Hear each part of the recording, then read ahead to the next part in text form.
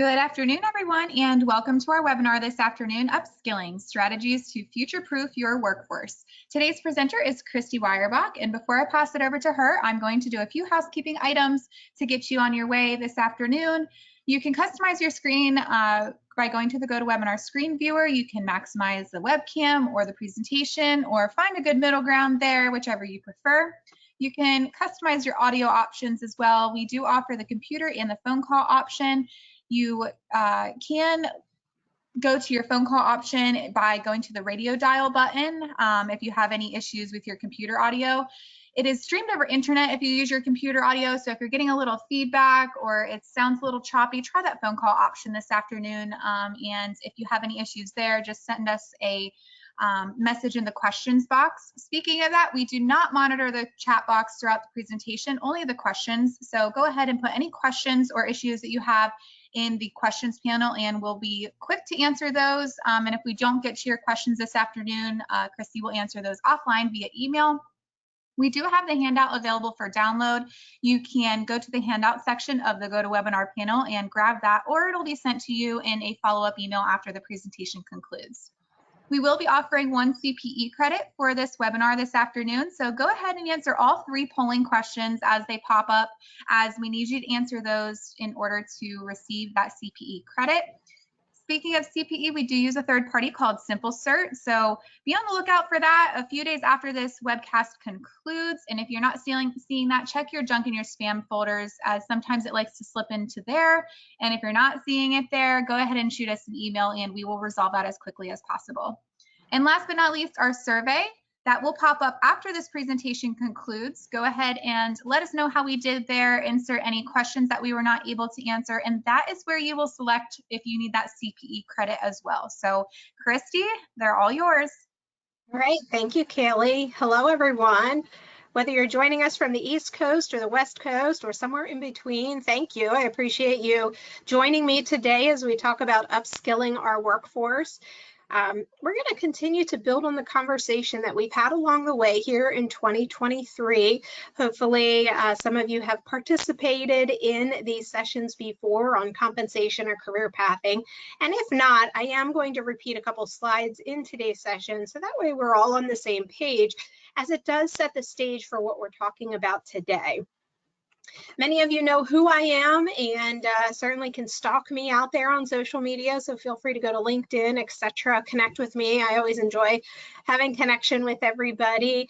I get really excited when I'm able to strategically collaborate with clients and just individuals, thinking about how can we best position our workforce and our experiences within our organizations to not only hold on to the people we work so hard to find, but then also to attract those that maybe haven't heard about us. And so today we'll hopefully give you some ideas on what you can do to help retain your people, especially in an environment where we're struggling so hard to hold on, right? Because there's so many pressures out there, and we've had this war for talent that I hope eases up here as we head into 2024. But there's a couple things looming out there that I want to talk about today as we do think about how do we continue to help our employees learn and grow in our organizations. And please feel free to enter any type of comment that you might have along with the conversation. I don't have to be the only one talking, and I truly do enjoy learning from others too, because sometimes it's in these moments where we're talking about a topic or a concept that we have an aha moment, right? And it's like, wow, hey, that's going to just take me forward in a new and different way, because maybe you're hitting a plateau, etc. So whether you've done some work with upskilling your employees and thinking about the strengths that they bring to the table, or if you're starting at ground zero, that's okay. Everybody hopefully will take some good insights away from today to be able to launch you forward, or at least identify what is the next best step for us in our organization. So here are the learning objectives. They were already detailed when you signed up for the session today. I'm not going to read it, but we are going to focus on the skills assessment, looking at talent priorities, talent gaps, and then also, you know, what can we do to position ourselves going forward to stay competitive and really help our employees learn and grow. As I've shared in previous messages, so I apologize if this is repeat for some of you, but over the past several months, I've just been thinking about, all the noise that we've been hearing, the conversations that I've had, the experiences that I've seen and so forth. And it came down to 3 words. And yesterday I was in a conversation with about 25 or so people, and I shared this same thought with them, and nobody challenged it. And I've had that happen a couple times along the way where nobody's challenged it. I have had a few instances where people have added to this list. So feel free to drop some words in there if you think there's something I might be missing. But when we think about our people in our organization, and this can be all levels, all types of backgrounds and education, etc., people want the clarity. What's expected of me, and how can I be successful with the work that I do, and will I have the resources and tools available to me to be as successful as possible in the role? And so any step that we can take to provide that clarity just positions us to be in a better place to hold on to them. The next one is potential. So how do I learn and grow? And that's where we're going to spend a good bit of our time today, is just talking about that learning and growing journey for a person. What does that look like, and how does it connect to what the things they want to do both professionally and personally? And then lastly, impact. Everybody wants to have meaning in their work, at least I think so. If not, then maybe you're on a production line just operating the computer and handling the widgets, but I still got to believe they want to have a bigger impact on the type of work that they do, and the outcome. And maybe it's a small outcome, maybe it's one little project somebody's working on, or maybe it's something larger and bigger. Maybe it's building bridges, or really being able to help give back to the environment and doing some really good scientific or biology type of work out there. So anytime that we can connect the impact that one person can have on a team or a larger initiative definitely helps get them excited and stay naturally motivated to do what they do. This slide too is a repeat, just thinking about those career paths. So the process of lining the opportunities for employee growth with what we as an organization might have or need as far as a talent priority. And I do apologize if you see me looking the other way. I have the slide deck up on another monitor, but the time that we can align the true interests of the nature of our team and what they desire to accomplish and how that fits into what we're looking to accomplish and our goals and objectives, you bring that all together, that's a win-win for everybody. And so that career path can be presented in a variety of different ways. There's not a cookie cutter way per se to visually describe that or show that. And so this upskilling is just one piece of that process that we're going to talk through today. But I want to start the conversation here with demographics. So this one is definitely putting pressure on all of us. And as you think about generations shifting through our organization, it's always going to happen. We're going to have people retiring. We're going to have people coming in right out of school, whether it's high school or college, etc. And then in between there, you have people coming and going in our organization, natural turnover, or maybe some will move along, this term performing. But through that process, when we think about people moving through our organization, we have to be thinking differently, and not just about, hey, how am I going to find somebody to fill those shoes, but rather what skills might we be at risk of losing if they do walk away?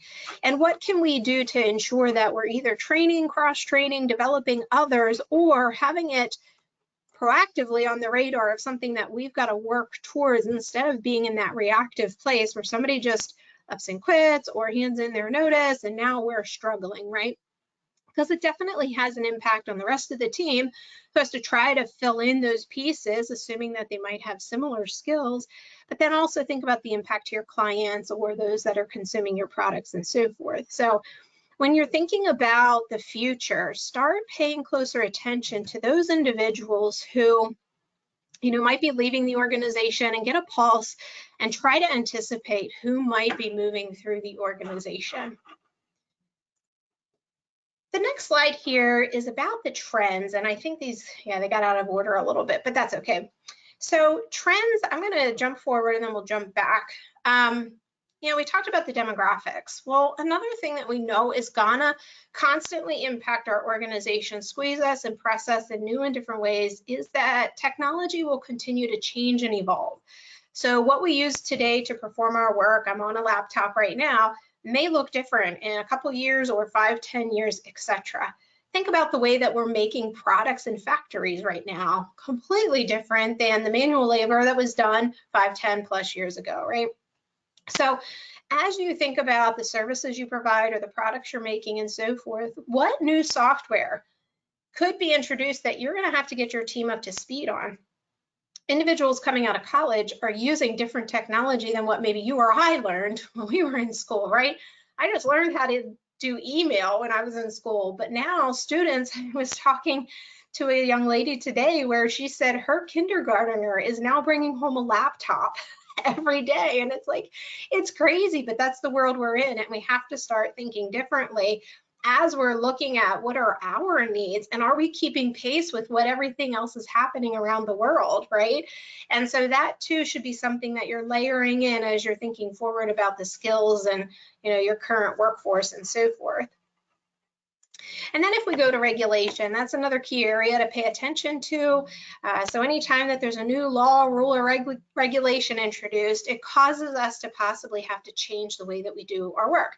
So for example, in the past week, you know, Federal Labor Standards Act, Department of Labor, and so forth are exploring further updates to the overtime rules and to the minimum salary that people are paid. Well, some are already freaking out because it's a pretty big step now up into the 50,000 range, but I'm just going to hold off. In my personal opinion, we're just going to sit back and see how this plays out because they're currently in that comment phase. And we know the last time this happened that they received comments, they made changes, and then the rule that inevitably was passed was different than what was originally proposed. So in that way, you know, we're just going to hang tight. However, it is on my radar because it could significantly impact, you know, my employees and or clients that I work with. And so those are times where we might have to shift and pivot, you know, learn something new and or adjust what we have done internally to accommodate what might be happening from a regulatory standpoint.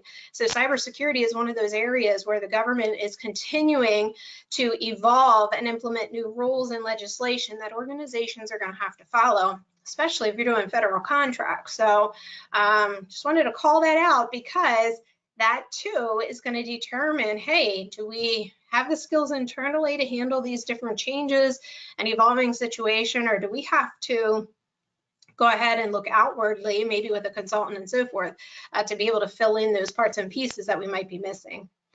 But let's go ahead and jump back here to this one slide quick. So the 3 things that I just described are considered hard trends. We know they're going to happen. There's nothing that we can do to stop it unless we put our head under a rock and decide I'm just not dealing with it, right? So that's not reality.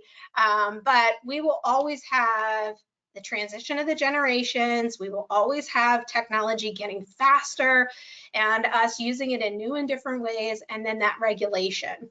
And so that should be at one of the top of your priorities to consider as you move forward, thinking about your workforce, the people you're hiring, and how it could impact the products and services you offer, forcing you at some point to decide, hey, should we continue to do that or should we stop it, right?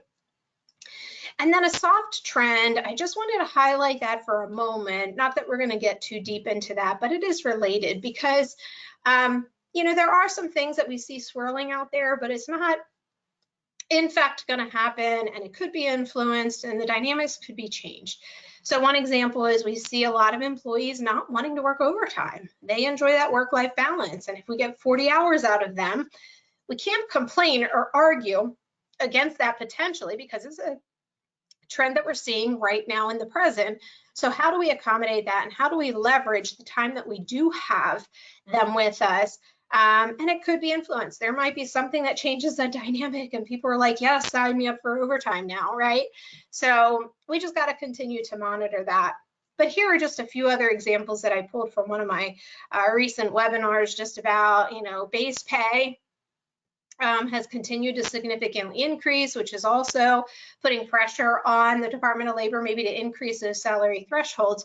So we'll see how that all plays out. Certainly if the economy goes in a different direction next year, that might put pressure on the situation and change direction. So we just got to monitor that. And benefit costs are continuing to increase every year. It happens, right? But I'm hopeful somebody disrupts it one day here soon, but I guess we'll see. And hopefully we can all laugh when it does. But anyway, moving on. So now let's talk about some of the predictions that are being floated out there. And it doesn't matter which source you pull up necessarily, you're going to see some common themes. And so this one here is just from an article that Forbes has done. You could look at different articles on LinkedIn, etc. Do a Google search and you'll see a variety of people talking about it. But I'm just using this for points of a conversation for us because as we go down through here, you're going to see digital literacy and data literacy, right? That's in that technology vein, right? And so the one piece here, which kind of encompasses a lot of these items on this list, are those intangible skills. Those intangible skills are something that we accumulate over time, right? So if any of you saw my blog that preceded this webinar, I talked about an experience earlier in my career when I was just starting to work. You know, some of those things that I learned about being efficient with my time and handling customers and clients and working through challenges and so forth, those have served me well throughout the years. And so depending on the experiences of your people, they may or may not have had to, you know, build out some of these skills. So they may not have been in a position where they had to think critically. Some might argue that you're naturally good at it or you're not. And so I think to some extent it probably can be developed and built. But as you go down through here, these are the things that we should probably pay attention to, those intangible skills. And what can we do in our organizations to help the younger generations develop those skills? So immediately when I say skills, you're probably thinking about Microsoft Office. You might be thinking about some other kind of computer application. Maybe it's running a backhoe. Maybe it's doing a specific engineering drawing, etc. That's all technical in nature.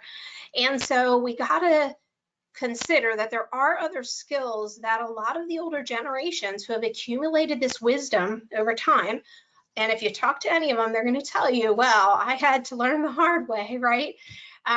What can we do to hopefully make it easier for the younger generations to learn some of those skills and or do it more quickly? Because I got to tell you, the baby boomers, there's about 78 million of them, whereas Gen X, we only have approximately 41 million.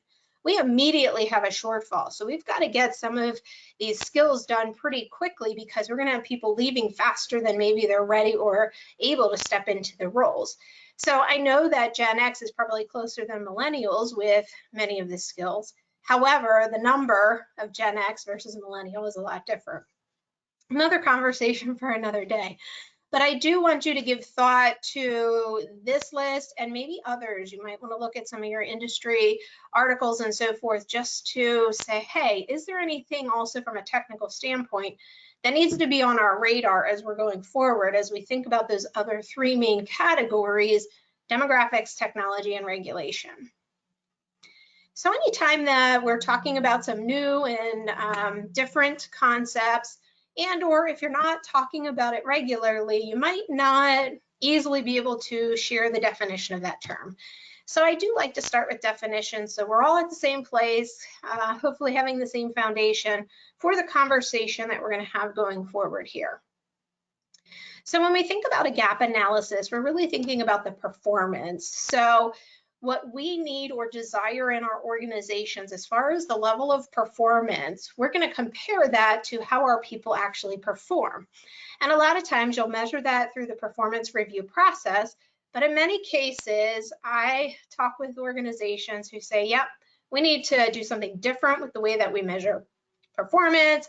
Our performance review form just isn't working, or we haven't put any type of system or process in place to assess and review performance. So, you know, depending on where you're starting along that line, if you will, you might have a lot of work or maybe a little bit of work to be able to get to a place where you can really determine how are people performing against what we're expecting. And so we're going to talk about that here as we move forward. And then skills assessment, that's where we're talking about those technical skills, the intangible skills, all of those things that somebody would need to perform in a role to be able to meet the expectation you have of that level of performance, right? And so that's going to be variety from one organization to another. There's going to be variety from one department to another. So I know you're probably hoping I'll give you a canned thing off the shelf that you can just take and run with, and it's Not that easy. There's forms, there's templates and things like that, but there has to be some really thoughtful conversations as you're building some of these things out, and it takes a team. You can't do it silo. It's a lot of work, but you can also approach it in bite-sized pieces so you still feel progress along the way. We're going to talk about that here as we move forward. So if you have any questions, feel free to enter them into the chat. I'm going to pause for a moment to get a sip of water. Kaylee, are there any questions before I move forward? It would help if I wasn't muted. So here's one question in the queue. It says, do you have suggestions on how to handle the squeeze of staff not working overtime and base pay increasing in the AEC community overall? Has this happened before in the industry, and what was the approach? I honestly can't say that I've seen it happen before in the industry prior to 2020. We're not going to say that word. Maybe it was happening, I didn't hear about it, but it wasn't a trend. It wasn't something that I heard a lot of people talking about. Now that we hear a lot of people talking about it, I have a couple thoughts, and these are still baking in the oven, if you will. But as we have people retiring, I'm seeing time and time again where those retiring have either devoted 100% of their time and energy into the industry, and they don't have anything planned for when they retire. So they have no hobby and they have nothing else to go to. And that inevitably has them jumping back into the workplace, either in a part-time or full-time capacity. Or I do talk regularly to individuals who are thinking about their retirement plan, and they say, you know, I don't want to just stop abruptly. I kind of really enjoy what I'm doing, but I don't want as much responsibility. I don't want to be the CEO anymore. I don't want to lead people, but I still want to work on projects. And so I do think there's an opportunity to take some of those individuals who are nearing retirement that might want to shorten their work week. And now we have two of those individuals working 20 hours each, which is the equivalent to a full-time person. Right? And I know that's a pretty simple example, but I think you might be able to balance that with some of those that want to ease into retirement and still help you offset that time. And think about it, it's not going to be at an overtime rate. If those individuals, you are incentivizing them with some excess pay, straight time over or something, or if they were truly hourly and getting time and a half, not saying you should avoid overtime, but I'm just saying I think there's flexibility and opportunity, not only with those retiring, but think about some people that are maybe trying to juggle their family that they're building, right? Having children, and we all know childcare is so expensive. So that's where I think we have opportunity to influence that. So time will remain. If I learn more tricks along the way, I certainly will share them in the webinar, or feel free to check in with me from time to time. But as far as the base pay, what I believe is that we're catching up to some of the other industries. And I think particularly in the AEC, it's going to stay now. It's going to plateau a little bit. And we just have to right size some of the other individuals who we see the compression with, who have been in the industry longer and maybe hadn't seen as significant of increases. Then you take in, hey, can I still build them out and so forth? So that is definitely an in-depth conversation that I can have with you to analyze that a little bit further about how you move from point A to point B, because you can't just do it all at one time. Feasibly, I don't think it would work, but happy to have a more in-depth conversation with you. It is something that we are continuing to monitor and work through, and definitely at the forefront of conversations we have about compensation and incentive plans and so forth. So as we move forward here, this question I asked in a room full of leaders. I'll just leave it loosely at that. And when I asked this question, it was like the deer in the headlights stare at me. Nobody knew how to answer it. And I was very excited because there was somebody who had courage to say, Kristi, we are totally confused by what you're asking us. And I had opened up the conversation very similar to what I had done today, talking about some of those trends that we know are going to impact your world, either personally, professionally, or as an organization as a whole. And so on the next slide here, I'm going to give you some examples of what I would be looking for or wanting you to give thought to as you're thinking about going forward. these are either going to be priorities where you have maybe new services being offered, etc., and or you see a major shift in your workforce because of that transition of the generations. But it's something that you proactively are looking at and saying, we need this type of talent in our organization. So are we going to grow it? Are we going to upskill somebody? Or do we need to make sure that's part of somebody's repertoire, if you will, when we hire them? So let's go to this next slide here and talk through some of these examples. So if you're adding a new service, maybe you're acquiring another business, maybe you have clients demanding an additional service and nobody else in the industry can do that, etc. That might now present an opportunity for new skills that have to be learned, right? So let's take a simple, easy example, a drone, right? There was a point in time a couple of years ago where like, drone, what's that? It only happens in movies, right? Well, now it's being effectively used on so many things, right? Go to any type of entertainment show and drones are being used to capture some of the photography now, right? So people had to learn how to use those drones. So if we're introducing a service where now we're going to utilize a drone, we're going to have to either train somebody who is excited by that or has a true interest in it, or if not, if there's nobody on our team who wants to dabble in that space, because in some instances you need like a helicopter license to drive those things. But anyway, so if you don't have somebody, then you got to think about, okay, the next hire, I've got to either get somebody who's already certified, working towards that, or has interest in it. And so as you move down this list, you know, maybe you have some clients requiring a new design technology that you got to use, or the college students are coming out knowing it before your experienced 10, 20-year veterans in the organization. So what do? Do you hire it in, or do you upskill and train somebody to do that? What about the regulations, right? There might be some new certifications or licenses if you're doing any type of data testing or, I don't know, bridge testing, things like that, where you might be forced to have somebody be licensed or certified on doing a certain task. And so that could present itself as an opportunity to upskill someone. And then, you know, we did talk about this last bullet point. And so if you don't have a list of those who are looking to retire this year, next year, get on that immediately, because you want to be able to plan and be on the proactive side of that. So I'm going to ask you in a polling question. Here's your first one. We'll have two more after this. What is a priority in your organization? And yep, you can only select one here. So do you see the technology as being one of those critical things, the leadership development skills, some of those intangibles, the ability to handle change because it's constant, things are ever moving more fast. And then could it be just the technical expertise, because maybe you have people in your organization that have been in their profession for 10, 20, 30 years. Think about an architect or an engineer, etc. And so, yeah, maybe that'll be stepping away here, and you've got to backfill that because maybe you just don't have enough Gen X in place to be able to do that. So if you'll go ahead and get us there to about 80, 85%, we'll be able to close it down and share it out so you can see how your peers are answering. Interesting.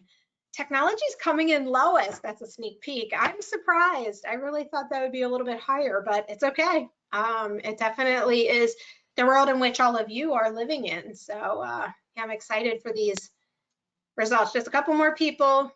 Pick one of them. Close your eyes if you have to and pick one if all of them are important. And then Keely will go ahead and share those results. I'm not surprised that leadership development is coming in number one. So Keely, if you want to go ahead and get those shared out there, those intangibles, those are definitely something that we hear a lot, increasing requests for training to help people with that. And one of the things I would challenge you as we're talking about upskilling is really assessing, does somebody have the desire and interest to be a leader, right? Sometimes people are put into a leadership position prematurely, and then they do a poor job because it's just not exciting to them.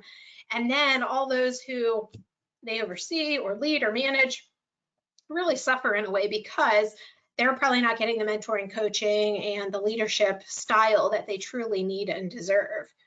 So Kaylee, if you want to go ahead and take that down, thank you very much. So I just wanted to share one example with you of just how we should do a better job with maybe pulling out people's strengths, right?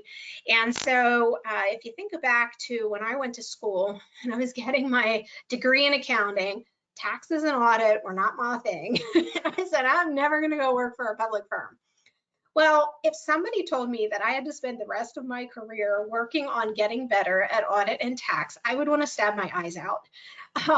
And so I certainly, sorry, just trying to flip it forward here so you didn't think it was stuck, but you know, I would not be excited, and I certainly would probably look to do something else, leave the organization, and so forth. So Kaylee, are we all good? Back up and running?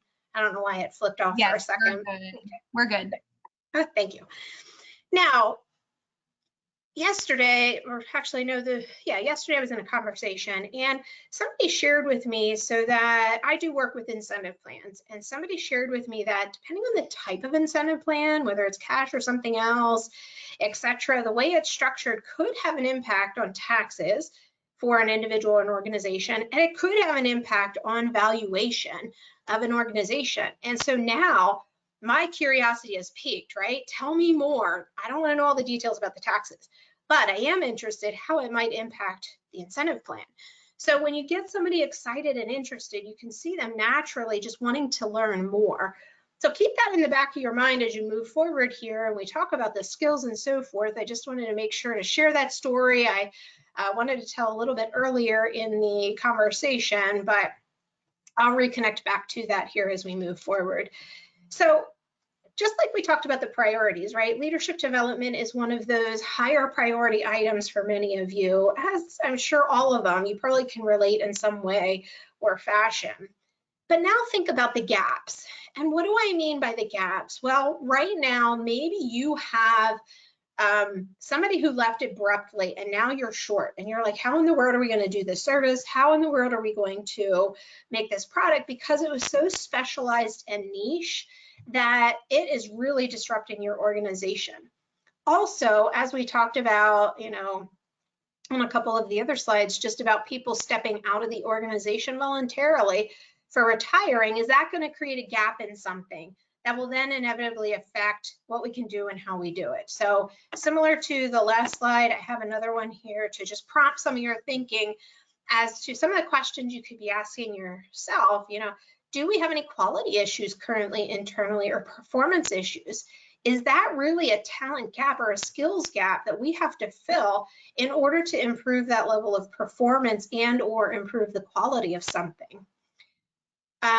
Is there cross-training that's not happening? So if you think about some organizations, depending on if it's an organization that acquired a couple businesses and or you just have some in different parts of maturity, entrepreneurial, stable, mature, maybe fading out, you may have lack of cross-training across those because they just created naturally maybe silos, or maybe you have team dynamics that create the silos.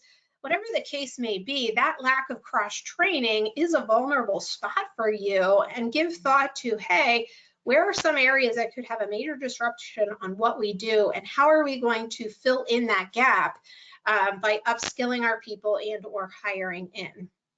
Sometimes there's an inconsistency or lack of standards across one or more departments. That could tell you that maybe you have a skills gap where somebody thinks they're better at doing something than they truly are, or they're just not meeting that performance level that you need because they haven't refined that skill, and or they're not the right person because maybe they're being pressured to do tax and audit ongoing, right? Just a silly example. In all honesty, though, I did recently have a professional who went to school for architecture say, hey, I'm close to licensure and I just don't want to do it.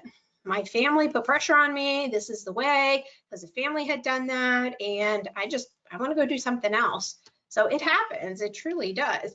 But hopefully he recognizes it before he's doing something that just he isn't excited about, and that it would negatively impact clients and so forth. So I'm going to go to our next polling question here. What do you think is the biggest talent gap in your organization? Very similar to the last slide, but now you might be thinking about it a little bit differently. So would you say technology or those intangibles, leadership, change management, etc., or leadership skills? So how I would define leadership is just, somebody's ability to lead others, versus the intangible would be more along the emotional intelligence and or just their ability to do critical thinking and things like that, where they may not be in an actual leadership role. So seeing very similar results to the last time, and technical, I forgot to mention that there. And we did add that as the last item there for you. So, but leadership is coming in number one again, sneak peek. Just need a couple more of you to vote for me, please, and then we'll get this shared out. You can see the results, and then we'll move forward. And we're going to have some time at the end here for additional questions. If anybody has any thoughts, ideas, certainly would love for you to share what you're seeing in your organizations, or if you're hearing something different that I didn't mention that might be important to share with the group, I'd love that too. All right, Kaylee, do we want to share it out? All right, you can see leadership again wins out on those intangible skills. So the list that Forbes provided is pretty much spot on, right? You've just got to determine which one of those are going to be applicable to your organization and or industry. So thank you very much, Kaylee. We're just going to go right into our next polling question, and then we're done with them for the day. So I'm interested to know, have you ever performed a skills gap assessment in your organization? And maybe not at your organization. If you did it at a prior one, you can say yes to that too. But tell me yes, no. And if you have no clue what is a skills gap, you're going to find out, because we're going to talk about that next. And it doesn't have to be a formal, fancy type of skills gap assessment. There we go. Now I think the polling is coming up. So yeah, it doesn't have to be formal or sophisticated. Certainly it could be something simple, but I want to see just how many of you have actually gone through it. And just a couple more responses here. You did good with responding quickly, got us back on track. Thank you so much. All right, Kaylee, let's go ahead. So many of you have not done one, and some of you aren't quite sure what it is. So that's okay. We're going to talk about it here with the remaining time we have available, and certainly can answer any questions after this session too. If you have anything specific that you want to follow up on, feel free to reach out. So when you're compiling a skills inventory, here are a couple tools that you might already have within your organization. Some might be beautiful, some might be sloppy, some might be half completed. I've seen the whole spectrum, so there's no judgment here at all. Please know that. So you may have built at some point a job matrix to define a role, the responsibilities, the level of decision making, the skills, the knowledge, the experience, all required that would feed into a job description. Some call them interchangeably. I call them differently because the job matrix gives me a nice one page to work through the progression. So as we're doing career planning and so forth, looking at how does one role progress over the other, which then just feeds right into that job description. So you might have a lot of the information you need right in those two documents if you've done them. And if they're not current, well, then that's the first thing you do. How do we get these updated so it does hopefully pretty closely represent what is needed to perform that role? You might also have a lot of good information within your performance reviews. So as your leaders are meeting with the employees, they might have identified a couple things that the employees, either they themselves want to learn and grow, they want to go to school to learn, something or achieve the certification, etc. And or a manager or supervisor might have identified, hey, I really want you to try to do these things. So that would be a good place to get some good information if you have them. I recognize some companies may not do them. Within your processes, so if you have any process documents or diagrams for how you perform certain services or prepare or make certain products, within there, you're going to accumulate a lot of skills that would be needed to perform that work. Similarly, if you don't have processes defined in that way, maybe you have procedures, standard operating procedures, etc. Maybe in your handbook, you might have a lot of information. You just got to pull into more of an inventory listing. And I'm going to show some samples here on the coming slides. But like I said before, it's not cookie cutter. So you've got to really analyze and take all that information, synthesize it, and say, okay, so what do we need now today? So do we have an immediate gap? Do we have an immediate priority? And what are we going to need in the future? So that's why I set the stage the way that I did, because it's pretty easy to think about the here and the now, or this is what we've always done in the historical. But to think forward really is going to put you in a better place from a competitive position, because you're going to be thinking about the talent you need to hire and or develop now to prepare you for that future. So that's where it takes a little bit extra work, some strategic thinking about, what do we truly need based upon our strategic goals and initiatives, etc. And then the next part, how do we measure these skills? We want to create that common language, because if I ask somebody if I was good at taxes, they'd be like, yeah, because she helped me register for a payroll tax. They have no clue that tax was my worst subject in college, right? And so they would not be able to give me a good performance review or assess that skill because they don't have enough information. So we have to make sure that the people who are helping to assess the skill levels have a common metric and or language to be able to determine where do they really fall when we're thinking about the skill level we need and where they might be or where we need to uplift them or upskill them to be. So here on the next page, this is not pulled from any particular client or anything like that. I just Googled it. So that's how easy you can get samples and so forth. So this lists in a couple different key buckets things that could be relatable to your organization or not. And so that's what you would be looking to accumulate. So all the resources that you have, start accumulating and putting them in buckets like this visual shows you. And so that way you can say, hey, what are we missing? Ask some others in the organization, because they might have some things that they're thinking about or worried about as you move into 2024 and beyond. So first, coming up with the list, as complete and whole as you can get it would be good, although it'll continue to evolve, so it's never going to be perfect. It'll probably never be final, but it'll really give you a good foundation for what's to come on the following slides here. So once you have a pretty good indication of what skills you need, and don't freak out thinking you have to do for the whole organization at this point. We're going to talk about how we take steps forward from here. So just be patient. We'll get to that slide here in a couple minutes. But after you compile that list of skills, you want to say, hey, what are we missing?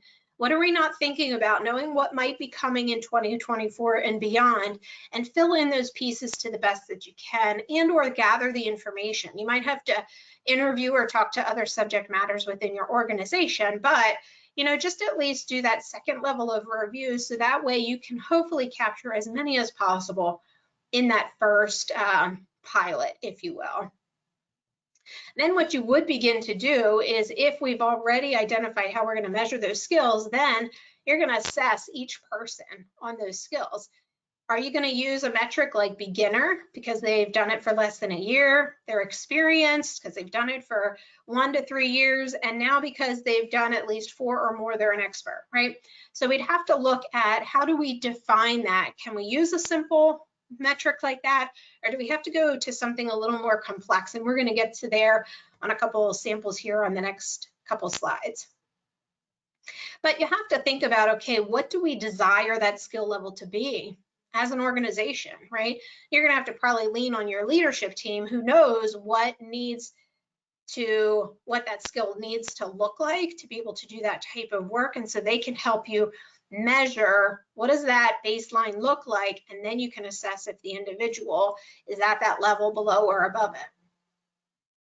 And then you want to identify, do we have any gaps? Well, we say we need these skills, but we haven't found anybody in the organization who has mastered it or at the level that we need. So that's a gap, right? If we need these skills, we don't have them, we've got to fill that somehow. So maybe somebody is interested in developing that skill, or if they're not, we got to find somebody else who would be passionate about that. And then it also is a good time to just think in an opposite way and think about, do we even need that anymore? Is it relevant? Is it gonna continue to be relevant?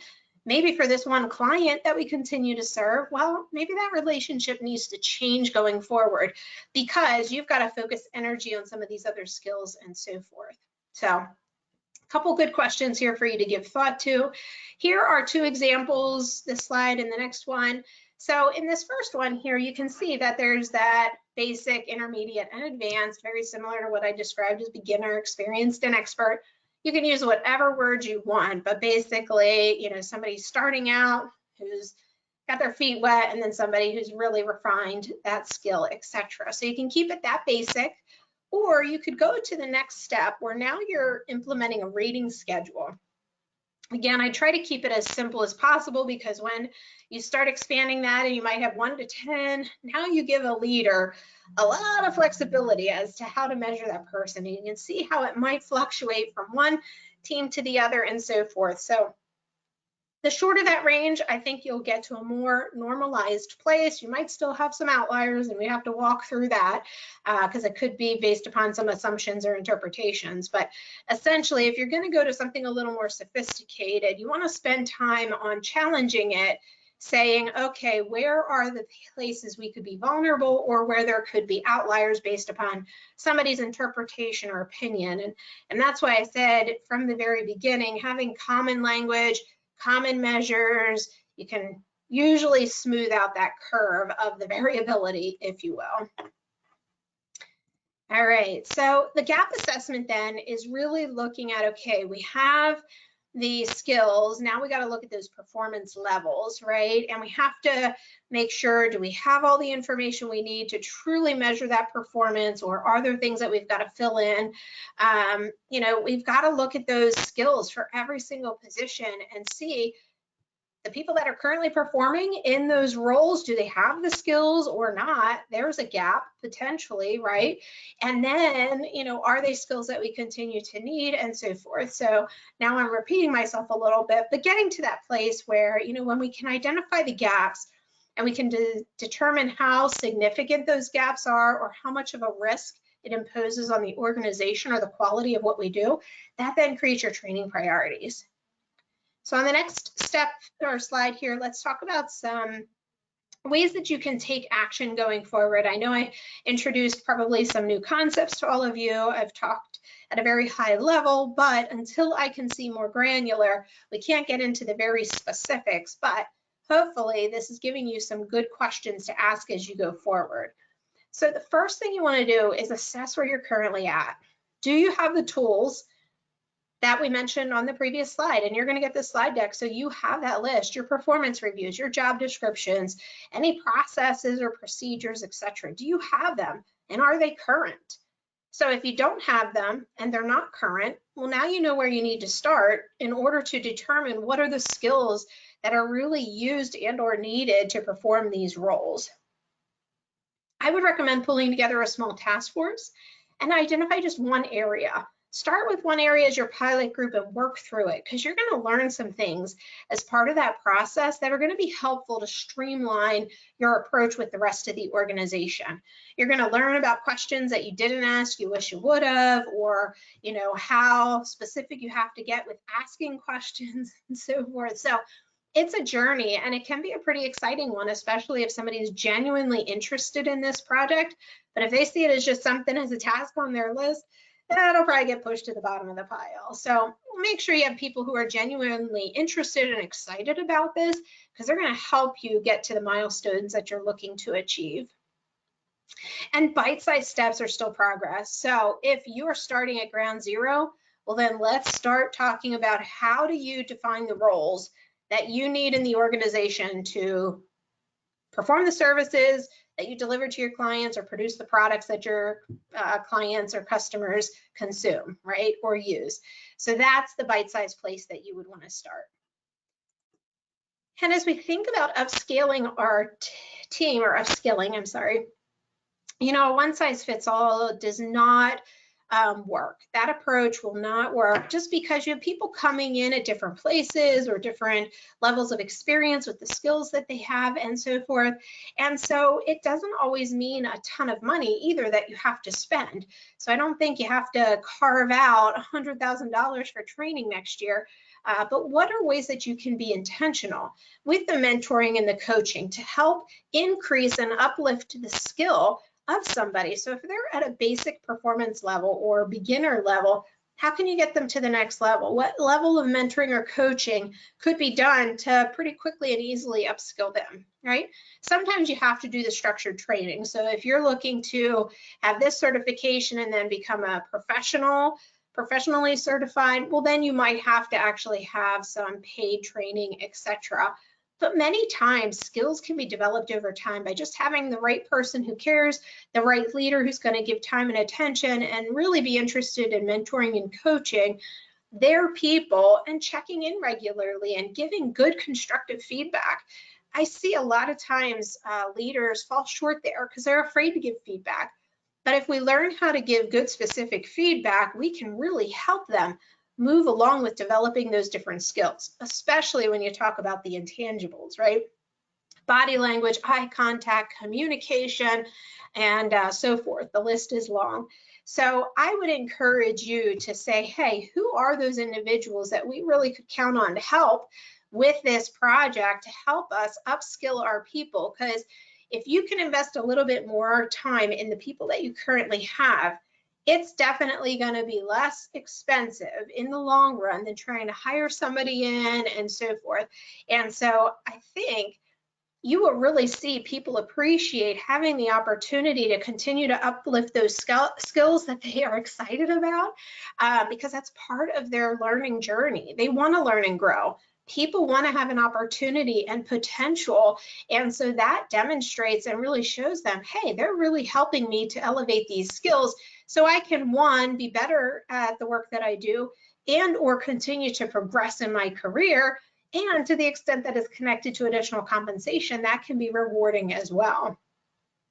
So my hope is that I was able to at least give you some new things to think about as you're looking at maybe your training and development for next year and or the priorities that you might have with the people that you're looking to hold on to and or those that you might be bringing into the organization. As always, if you want to collaborate separately, because I know we didn't get to take a deep dive today, but if you want to just talk about a few things specifically, I'm happy to jump on a call with any one of you and we can certainly dig in deeper. So I'm going to open it up and see if there are any other questions that came through, Kaylee. There isn't anything that came through in this moment. Okay. So I guess, Kristi, do you have any closing thoughts, and we'll let people who may have a question on the tip of their tongue type that in? I really appreciate all of you staying connected to today's session. You can come back and rewatch it or share it with others. And certainly if there's any ideas or aha moments you have, please share them back with me. I'm always interested in hearing about those as we move forward. So I hope you all have a great rest of the day. All right, no additional questions came in. So thank you all for joining us this afternoon, and we'll look to see you on another one sometime soon. Bye-bye. Take care.